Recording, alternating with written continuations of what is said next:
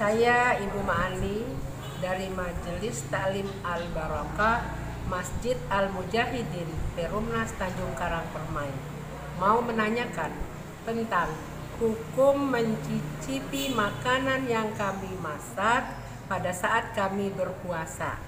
Mohon penjelasannya. Wassalamualaikum warahmatullahi wabarakatuh. Assalamualaikum warahmatullahi wabarakatuh.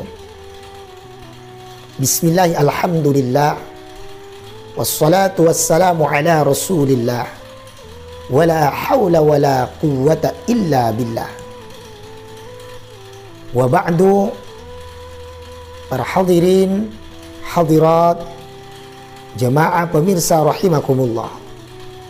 Syukur alhamdulillah kita panjatkan kehadirat Allah Subhanahu wa ta'ala atas limpahan nikmat yang Allah anugerahkan untuk kita semua, sehingga kita masih bisa melaksanakan ibadah puasa kita, masih bisa melaksanakan ibadah-ibadah yang lainnya di hari yang ketiga di bulan Ramadan ini.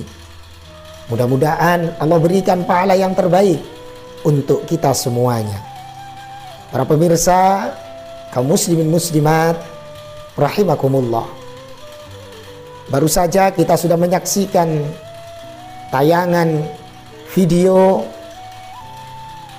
tentang pertanyaan dari salah satu jamaah, yaitu Ibunda Haja Ma'ani.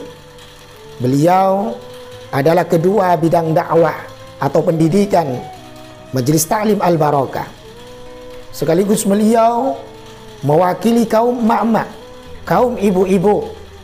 Beliau menanyakan perihal masalah mencicipi makanan ketika sedang berbuka puasa, ketika sedang berpuasa.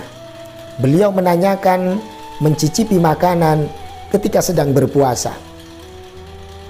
Permasalahan ini sudah menjadi permasalahan klasik yang hampir tiap tahun selalu ditanyakan oleh kaum ibu-ibu khususnya, karena mereka ragu apakah ketika masak untuk mempersiapkan buka puasa agar tidak mengecewakan keluarganya, agar masakannya ini rasanya pas, sesuai dan nikmat, tentunya para juru masak, ibu-ibu khususnya, ini selalu menyicipi makanan.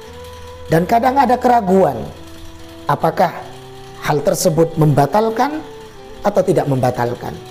Lah, bagaimana fikih menjawab itu? Bagaimana agama menjawab itu? Apakah mencicipi makanan ketika berpuasa membatalkan puasanya atau tidak membatalkan puasanya? Berkaitan dengan pertanyaan tersebut, maka perlu kiranya kita kembali membahas tentang hal-hal yang membatalkan puasa. Salah satu yang membatalkan puasa adalah wusulul ain, sampainya atau masuknya sesuatu benda ila ma yusamma jaufan, terhadap sesuatu yang dikatakan jauf atau terhadap rongga, terhadap lubang atau rongga, baik itu rongga tenggorokan, hidung, telinga, dan lain sebagainya. Dalam hal ini ulama khususnya berkaitan dengan rongga tenggorokan berbeda pendapat. Di dalam kitab Al-Bajuri dikatakan bahwa batas masuknya sesuatu terhadap tenggorokan itu bisa batal. Yang pertama adalah makhrajnya ha, yaitu bagian tengah tenggorokan. Ha, hi, hu, bah, bagian tengah tenggorokan. Jadi ketika ain, benda itu masuk ke bagian tengah tenggorokan, maka batal. Itu pendapat yang pertama. Dan pendapat ini adalah pendapat yang kuat, pendapat yang paling kuat, pendapat yang muktamad. Kemudian yang kedua adalah batasannya ada di makhrajnya kha, tenggorokan bagian atas. Ya. Akan tetapi pendapat ini lemah bila dibandingkan dengan pendapat yang pertama. Lantas bagaimana hukum kita mencicipi masakan tersebut? Setelah kita memahami batasan sampai di mana sesuatu yang masuk ke tenggorokan itu bisa membatalkan puasa, maka bisa disimpulkan bahwa ketika seseorang mencicipi makanan dan makanan tersebut tidak masuk ke tenggorokan sampai di batas yang membatalkan puasa, maka hukumnya tidak membatalkan puasa. Akan tetapi hukum mencicipi makanan tersebut adalah makruh. Ini sesuai dengan pendapat para ulama. Salah satunya adalah Asy-Syaikh Abdullah bin Hijazi Asy-Syarqawi di dalam kitab Hasyiatul Syarqawi dan juga kitab Hasyiatul Jamal. Di sana dikatakan wadauqu ta'amin, salah satu yang dimakruhkan ketika sedang berpuasa adalah mencicipi makanan khaufal wusul ila halqi, karena ada kekhawatiran masuk terhadap tenggorokan. Akan tetapi kemakruhan tersebut wa mahallul karahah illam takun lahu hajah, illam takun lahu hajah, jika memang tidak ada hajat, jika memang tidak ada keperluan.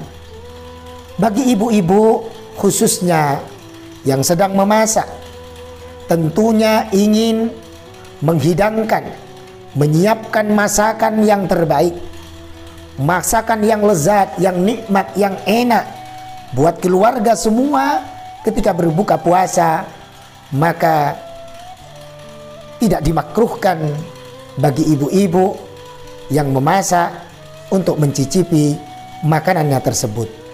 Bahkan bukan hanya bagi ibu-ibu, Anda yang menjadi juru masak itu juga laki-laki, maka itu tidak dimakruhkan juga mencicipi makanan ketika sedang berpuasa. Amat tabbah, adapun para juru masak, para koki di rumah atau dimanapun, di restoran, waman lahu saghirun yu'alliluhu, dan juga bagi orang yang memiliki anak kecil, yu'alliluhu, yang sedang dirawatnya, misalnya sedang sakit atau membuahkan makanan atau sedang ingin memberikan obat kemudian mencicipi, maka sama halnya dengan at-tabbah, sama halnya dengan juru masak tadi ini, tidak membatalkan puasa dan juga tidak dimakruhkan melakukan hal tersebut selama tidak masuk terhadap batas yang membatalkan puasa. Fala yukrahu fi haqqihima, bagi keduanya itu tidak dimakruhkan. Dzalika qalahu Az-Zayadi, dan ini pendapat yang disampaikan oleh Imam Az-Zayadi. Mudah-mudahan dengan jawaban ini menghilangkan keraguan-raguan kita akan batal atau tidaknya kita mencicipi makanan di saat berpuasa. Hadirin hadirat yang dimuliakan Allah Subhanahu wa taala, mudah-mudahan kita dipanjangkan umurnya oleh Allah, diberikan kesehatan oleh Allah, sehingga kita masih bisa menjalankan ibadah puasa dan ibadah-ibadah yang lainnya di bulan Ramadan ini dengan sempurna, dan mudah-mudahan segala amal kita diterima oleh Allah Subhanahu wa taala. Demikian yang bisa Tiang sampaikan. Wallahu muwaffiq ila aqwamit thariq. Assalamualaikum warahmatullahi wabarakatuh.